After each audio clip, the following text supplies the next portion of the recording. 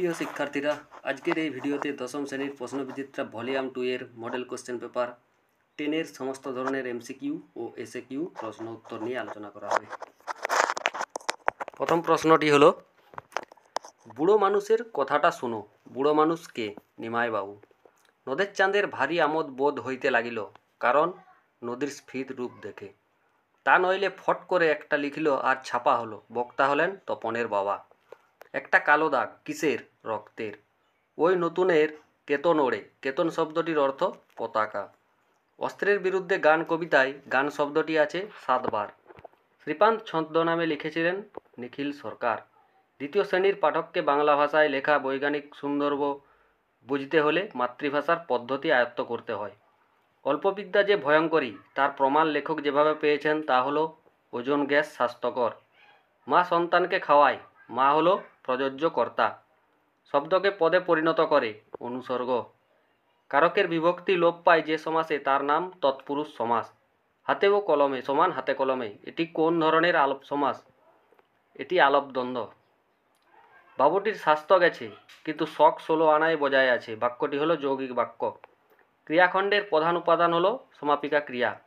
আবেগ ভরা গলায় হাসান বললেন, বাক্যটির ভাববাচ্যের রূপ হলো আবেগ ভরা গলায় হাসানের বলা হলো। বাচ্যে মূলত কার রূপের পরিবর্তন হয়? ক্রিয়ার। 2 দাগের প্রশ্ন,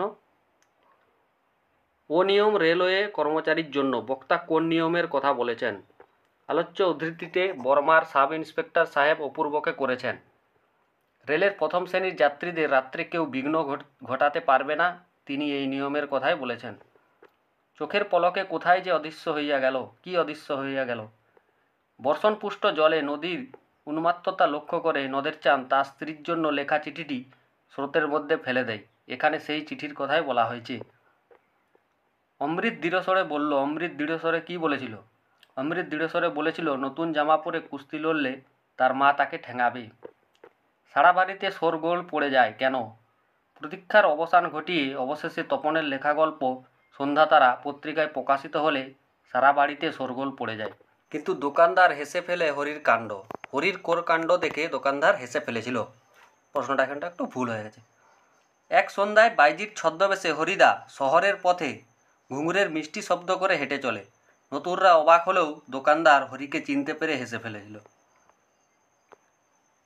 2.2 এর প্রশ্নগুলি, তোরায় আমি আসিব ফিরিয়া, কখন ফিরে আসার কথা বলা হয়েছে? অভিষেক কবিতায় আলোচ্য অংশে মেঘনাদ রামচন্দ্রকে যুদ্ধে পরাজিত করে জয়ী হয়ে তাড়াতাড়ি ফিরে আসবেন বলে প্রমীলাকে জানিয়েছেন। সভ্যের বর্বর লোভ বলতে কি বোঝো? ইউরোপের তথাকথিত সভ্য জাতিগুলি আফ্রিকায় উপনিবেশ স্থাপন করে, সেখানকার সম্পদ লুট করে স্থানীয় মানুষদের কৃতদাসে পরিণত করে।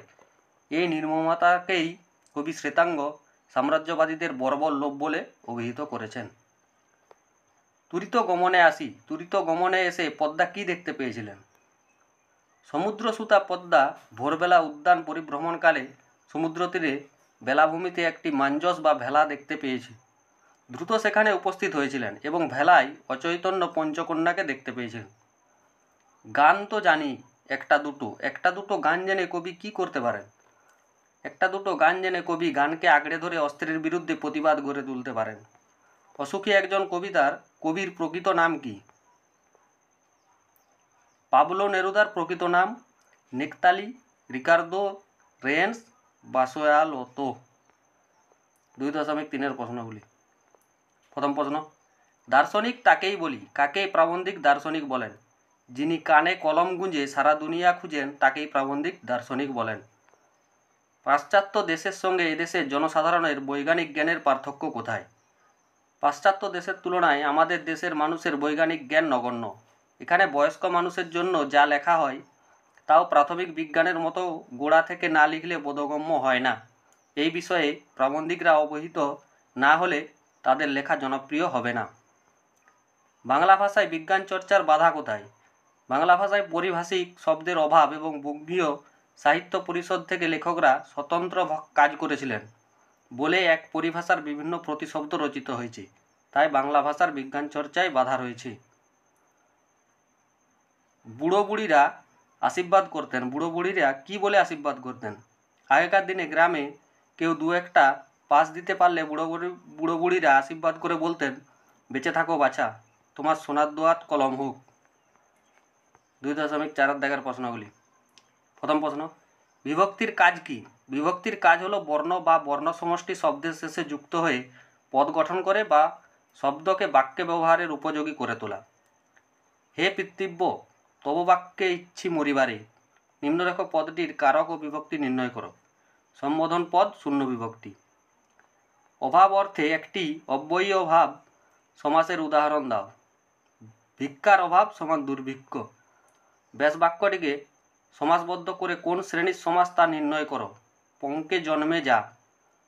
পঙ্কে জন্মে যা সমান পঙ্কজ উপপদ তৎপুরুষ সমাস। কথাটি ছড়িয়ে পড়ল না, বাচক বাক্যে না বাচক বাক্যে পরিবর্তন করো। কথাটি গোপন রইল না। আমি যেখানে কাজ করি সেটা লেখালেখির অফিস। সরল বাক্যে পরিবর্তন করো। আমি লেখালেখির অফিসে কাজ করি। দাঁড়াও, ওই মানহারা মানবীর দ্বারে ভাববাচ্যে পরিবর্তন করো। দাঁড়ানো হোক মানহারা মানবীর দরজায়।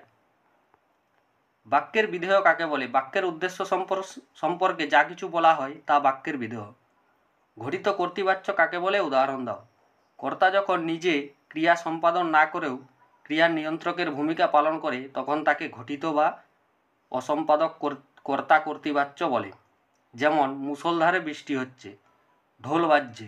লক্ষ্য করে দেখো, বৃষ্টি যেমন নিজ থেকে হয় না তেমন ঢোলও নিজ থেকে বাজে না, অথচ হচ্ছে বা বাজছে ক্রিয়াকে এরাই নিয়ন্ত্রণ করে। আসলে তথাকথিত কর্মকর্তৃবাচ্যটিই হলো এই ঘটিত বা অসম্পাদক কর্তা কর্তৃবাচ্য। বহুব্রীহি সমাস কাকে বলে? যে সমাসের সমস্ত পদ সমস্যমান পদগুলির কোনোটির অর্থকেই প্রাধান্য না দিয়ে তাদের লক্ষিত অন্য কোনো পদের অর্থকে প্রাধান্য দেয় তাকে বহুব্রীহি সমাস বলে। যেমন পীতাম্বর যার সমান পীতাম্বর।